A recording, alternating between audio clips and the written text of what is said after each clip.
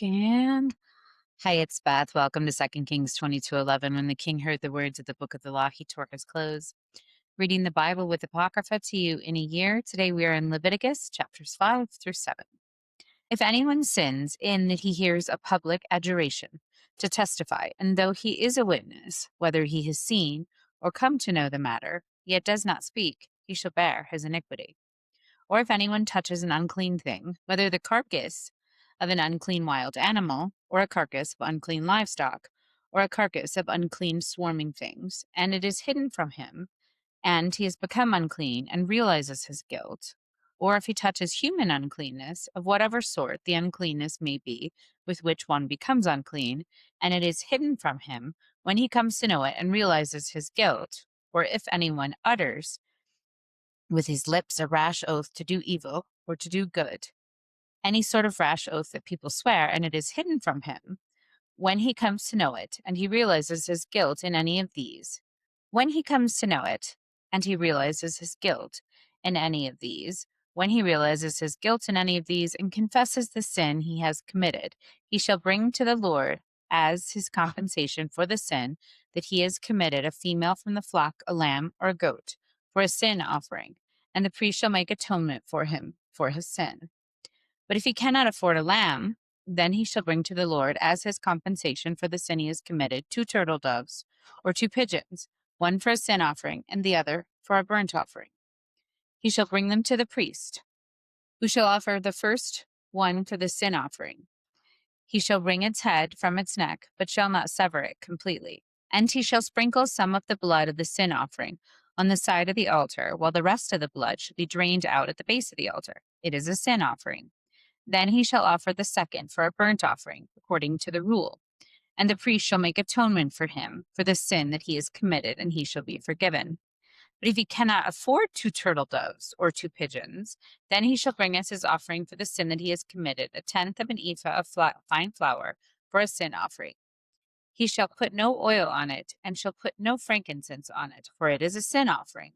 And he shall bring it to the priest, and the priest shall take a handful of it as a memorial portion, and burn this on the altar, on the Lord's food offerings, as it is a sin offering.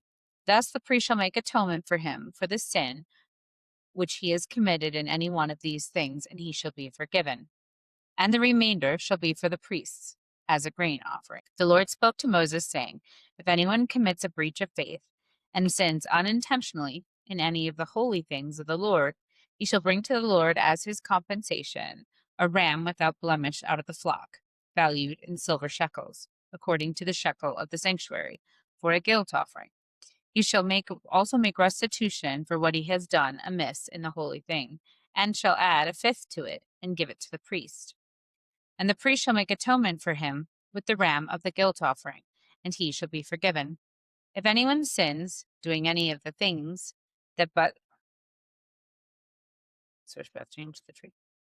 If anyone sins, doing any of the things that by the Lord's commandment ought not to be done, though he did not know it, and then he realizes his guilt, he shall bear his iniquity. He shall bring to the priest a ram without blemish out of the flock, or its equivalent for a guilt offering, and the priest shall make atonement for him for the mistake that he made unintentionally, and he shall be forgiven.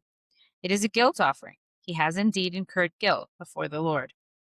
The Lord spoke to Moses, saying, If anyone sins and commits a breach of faith against the Lord by deceiving his neighbor in a matter of deposit or security, or through robbery, or if he has oppressed his neighbor, or has found something lost and lied about it, swearing falsely in any of the or if he has oppressed his neighbor, or has found something lost and lied about it, swearing falsely in any of all the things that people do, and sin thereby, if he has sinned and realizes his guilt, and will restore what he took by robbery, or what he got by oppression, or the deposit that was committed to him, or the lost thing that he found, or anything about which he has sworn falsely, he shall restore it in full, and shall add a fifth to it, and give it to him to whom it belongs on the day he realizes his guilt. And he shall bring to the priest as his compensation to the Lord a ram without blemish out of the flock, or its equivalent for a guilt offering. And the priest shall make atonement for him before the Lord, and he shall be forgiven for any of the things that one may do and thereby become guilty. The Lord spoke to Moses, saying, Command Aaron and his sons, saying, This is the law of burnt offering. The burnt offering shall be on the hearth on the altar all night until the morning, and the fire of the altar shall be kept burning on it. And the priest shall put on his linen garment, and put on his linen undergarment on his body, and he shall take up the ashes to which the fire has reduced the burnt offering on the altar, and put them beside the altar. Then he shall take off his garments and put on other garments, and carry the ashes outside the camp to a clean place. The fire on the altar shall be kept burning on it, for it shall not go out. The priest shall burn wood on it every morning, and he shall arrange the burnt offering on it, and shall burn on the fat of the peace offerings. Fire shall be kept burning on the altar continually; it shall not go out. And this is the law of the grain offering. The sons of Aaron shall offer it before the Lord in front of the altar. And one shall take from it a handful of the fine flour of the grain offering, and its oil, and all the frankincense that is on the grain offering, and burn this as a memorial portion on the altar, a pleasing aroma to the Lord. And the rest of it Aaron and his sons shall eat. It shall be eaten unleavened in a holy place. In the court of the tent of meeting they shall eat it. It shall not be baked with leaven. I have given it as their portion with my food offerings. It is the thing most holy, like the sin offering and the guilt offering. Every male among the children of Aaron may eat of it, as decreed forever throughout your generations, from the Lord's food offerings. Whatever touches them shall become holy. The Lord spoke to Moses, saying, This is the offering that Aaron and his sons shall offer to the Lord on the day when he is anointed: a tenth of an ephah of fine flour as a regular grain offering, half of it in the morning and half of it in the evening. It shall be made with oil on a griddle. You shall bring it well mixed, in baked pieces, like a grain offering, and offer it for the pleasing aroma to the Lord.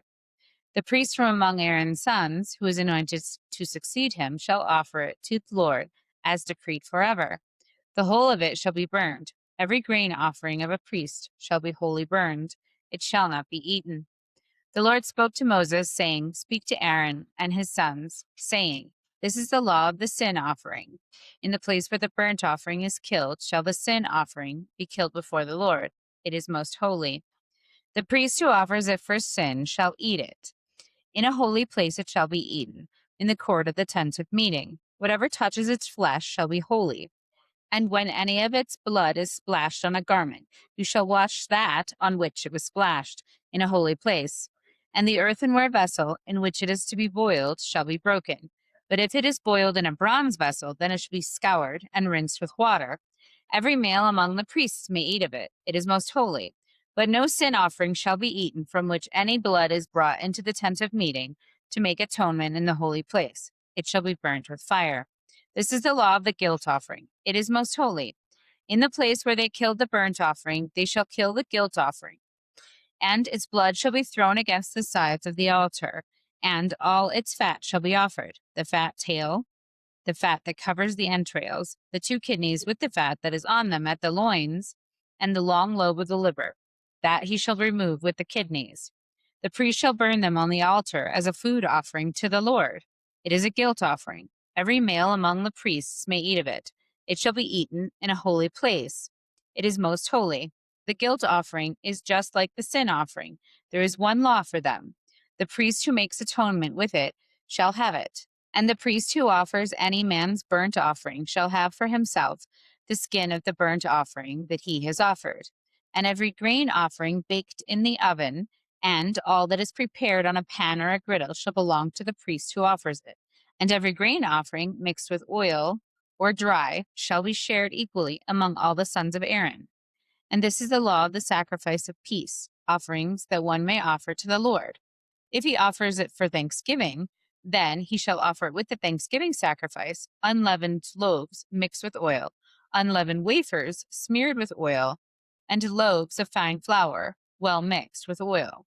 With the sacrifice of his peace offerings for thanksgiving, he shall bring his offerings with loaves of leavened bread, and from it he shall offer 1 loaf from each offering, as a gift to the Lord. It shall belong to the priest who throws the blood of the peace offerings, and the flesh of the sacrifice of his peace offerings for thanksgiving shall be eaten on the day of his offering. He shall not leave any of it until morning. But if the sacrifice of his offering is a vow offering or a free will offering, it shall be eaten on the day that he offers his sacrifice, and on the next day what remains of it shall be eaten. But what remains of the flesh of the sacrifice on the third day shall be burned up with fire. If any of the flesh of the sacrifice of his peace offering is eaten on the third day, he who offers it shall not be accepted, neither shall it be credited to him. It is tainted, and he who eats of it shall bear his iniquity. Flesh that touches any unclean thing shall not be eaten. It shall be burned up with fire. All who are clean may eat flesh, but the person who eats the flesh of the sacrifice of the Lord's peace offerings, while an uncleanness is on him, that person shall be cut off from his people.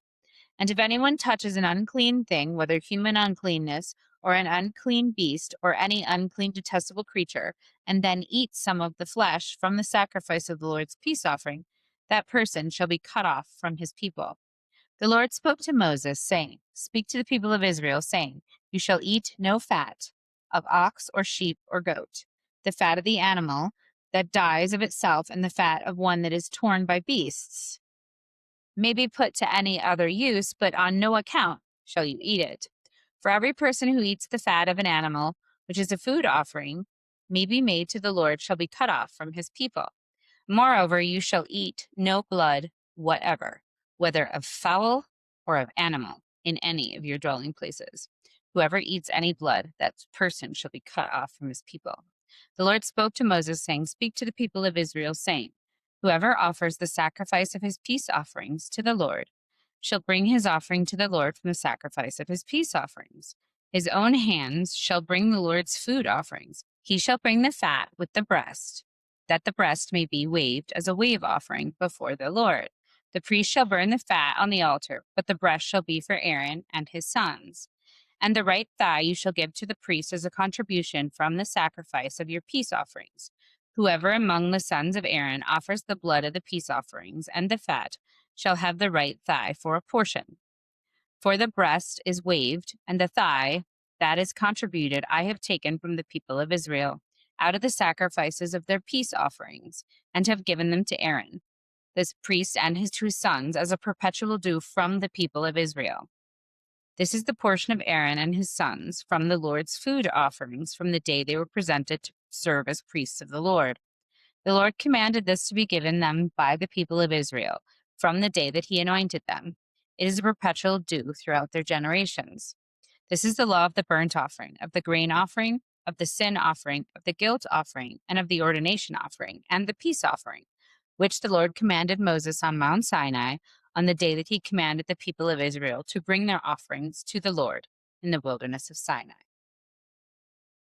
The book of Matthew, chapter 5, verse 27 through chapter 6, verse 4. You have heard that it was said, You shall not commit adultery.